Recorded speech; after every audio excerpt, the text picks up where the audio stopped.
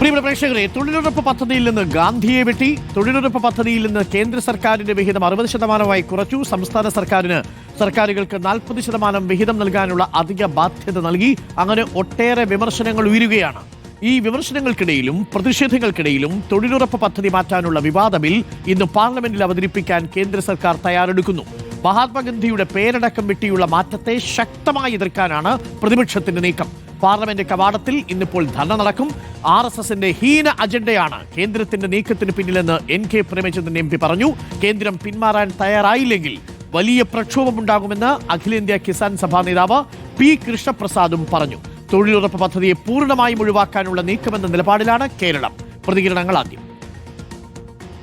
തൊഴിലുറപ്പ് right to work അല്ലെങ്കിൽ തൊഴിലെടുക്കാനുള്ള അവകാശം ഒരു കുടുംബത്തിലെ ഒരാൾക്കെങ്കിലും ഏറ്റവും കുറഞ്ഞത് 100 ദിവസത്തെ തൊഴിൽ നൽകുമെന്നുള്ള ഗ്യാരണ്ടി ഉറപ്പ് ഈ നിയമനിർമ്മാണത്തിൽ പൂർണ്ണമായും അപ്രസക്തമാകുകയാണ്.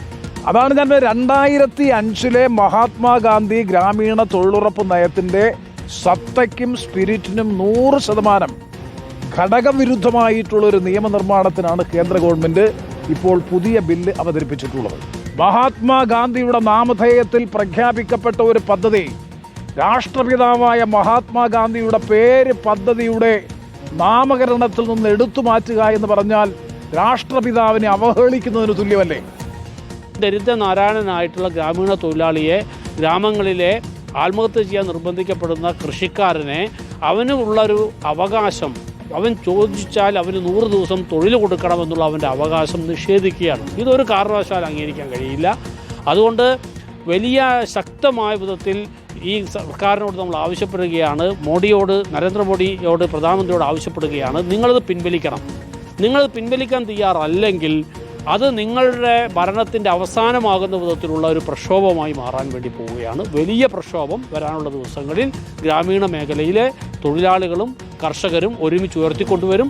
അതിൽ എല്ലാവരെയും കൂട്ടിയോജിപ്പിച്ചുകൊണ്ടുള്ള ഒരു വിപുലമായ പോരാട്ടത്തിലേക്ക് അത് മാറും. ഇതാണ് ഈ രാഷ്ട്രീയ സാഹചര്യം സൂചിപ്പിക്കുന്നത്. അതേസമയം ബില്ലിനെ ചൊല്ലി NDAയിലും ഭിന്നതയുണ്ട്. ബില്ലിനെതിരെ എതിർപ്പുമായി TDPയും രംഗത്തെത്തിയിട്ടുണ്ട്. ബില്ലിലെ വ്യവസ്ഥകൾ സംസ്ഥാനങ്ങൾക്ക് കൂടുതൽ ഭാരമാകുമെന്നാണ് TDPയുടെ നിലപാട്. PR സുനിലും അർജുൻ കല്യാടും ചേരുന്നുണ്ട്. ആദ്യം PR Sunil, good morning. Once again Arjun Kalyad, good morning. PR Sunil, ഇപ്പോൾ NDAയിൽ തന്നെ ഭിന്നതയുണ്ട് ഈ ബില്ലിൽ എന്നുള്ളതാണ് നമ്മൾ മനസ്സിലാക്കുന്നത്. ശക്തമായ പ്രതിഷേധം ഒരുപക്ഷെ ഉയർന്നു വന്നേക്കാം. NDAയിൽ തന്നെ ഭിന്നതയുള്ള സാഹചര്യത്തിലും ഈ തൊഴിലുറപ്പ് ഭേദഗതി ബില്ലുമായിട്ട് മുന്നോട്ട് പോകാനാണോ കേന്ദ്ര സർക്കാരിന്റെ നീക്കം? ശക്തമായ പ്രതിഷേധമുണ്ടാവില്ലേ? അരുൺ, ഉറപ്പായും വലിയ പ്രതിഷേധ കാഴ്ചകൾ തന്നെയായിരിക്കുമെന്ന് പാർലമെന്റിൽ ഉണ്ടാവുക. ഏതായാലും ലോക്സഭയിലെ ലിസ്റ്റ് ഓഫ് ബിസിനസിൽ ഇപ്പോൾ കേന്ദ്ര കൃഷിമന്ത്രി ശിവരാജ് സിംഗ് ചൗഹാൻ ഈ ബില്ല് ഇന്ന് ലോക്സഭയിൽ അവതരിപ്പിക്കും എന്ന് പറയുന്നുണ്ട്. ഇന്നലെയും സപ്ലിമെന്ററി ലിസ്റ്റിൽ ഈ ബില്ല് ഉൾപ്പെടുത്തിയിരുന്നുവെങ്കിൽ പോലും ഇന്നലെ ബില്ല് ലോക്സഭയിൽ വെച്ചില്ല. പക്ഷേ ഇന്ന് ബില്ല് അവതരിപ്പിക്കും എന്ന് തന്നെയാണ് സർക്കാർ പറയുന്നത്. ഏതായാലും ബില്ല് സഭയിൽ വെച്ചാൽ വലിയ പ്രതിഷേധ കാഴ്ചകൾ തന്നെയായിരിക്കും.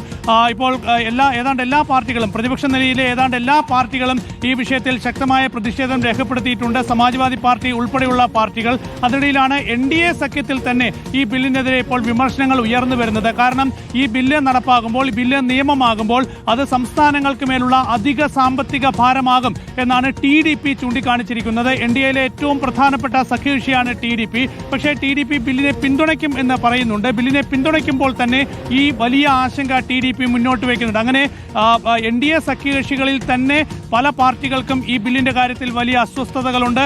അതുകൊണ്ട് തന്നെ വലിയ പ്രതിഷേധ കാഴ്ചകൾ പ്രതിപക്ഷം ഉയർത്തും. അതുകൊണ്ട് സർക്കാർ എന്ത് തീരുമാനമെടുക്കും എന്നത് കാത്തിരുന്ന് കാണണം. ഏതായാലും ഈ ബില്ലുമായി മുന്നോട്ട് പോകാൻ തന്നെയാണ് സർക്കാരിന്റെ തീരുമാനം, നിലപാട് എന്ന് തന്നെയാണ് കേന്ദ്ര സർക്കാർ വൃത്തങ്ങളൊക്കെ തന്നെ വ്യക്തമാക്കുന്നത്.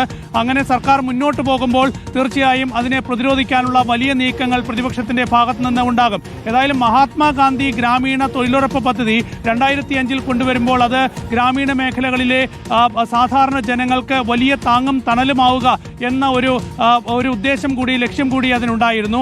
തൊഴിൽ എന്നത് അവകാശമാക്കി പ്രഖ്യാപിച്ചുകൊണ്ടാണ് അങ്ങനെ ഒരു തൊഴിലുറപ്പ് പദ്ധതി വരുന്നത്. ഏതായാലും അതിന്റെ എല്ലാ അന്തസ്സത്തെയും തകർക്കുന്നതാണ് പുതിയ നീക്കം എന്നാണ് പൊതുവെ വലിയ വിമർശനങ്ങൾ പ്രതിപക്ഷ പാർട്ടികളൊക്കെ തന്നെ ഉന്നയിക്കുന്നത്.